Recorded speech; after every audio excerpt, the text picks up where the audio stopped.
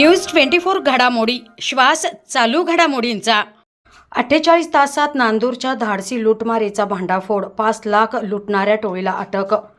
नांदूर तालुका राहता येथे 28 नोव्हेंबर रोजी घडलेल्या थरारक लुटमारी प्रकरणात स्थानिक गुन्हे शाखेने अवघ्या 48 तासात कारवाई करत 6 आरोपींना पकडले।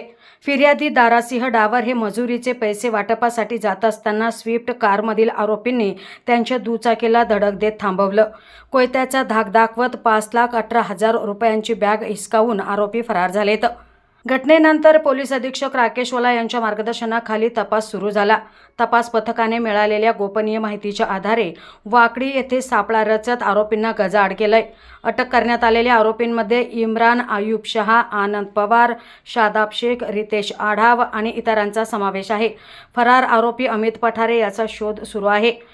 तपासात आरोपींकडून 8,11,000 रुपयांचा मुद्देमाल हस्तगत करण्यात आलाय, ज्यामध्ये 3 लाख रोख रक्कम, 60,000चे मोबाईल फोन, स्विफ्ट कार आणि गुन्ह्यात वापरलेला कोयता यांचा समावेश आहे। चौकशीत आरोपींनी मजुरीचे पैसे वाटपासाठी नेत असल्याची माहिती मिळाल्यावर हा कट रचल्याची कबुली दिली। या कारवाईत पोलीस अधीक्षक राकेश वाला, अप्पर पोलीस अधीक्षक वैभव कलुबर्मे आणि उपविभागीय अधिकारी बसवराज शिवपूजे यांचे मार्गदर्शन लाभले। पुढील तपास श्रीरामपूर शहर पोलीस स्टेशन मार्फत सुरू आहे। ही कारवाई स्थानिक गुन्हे शाखेच्या वेगवान आणि शिस्तबद्ध कामगिरीचे मोठे यश ठरले आहे। प्रतिनिधी स्वामी गोसावी, न्यूज 24 घडामोडी, अहिल्यानगर।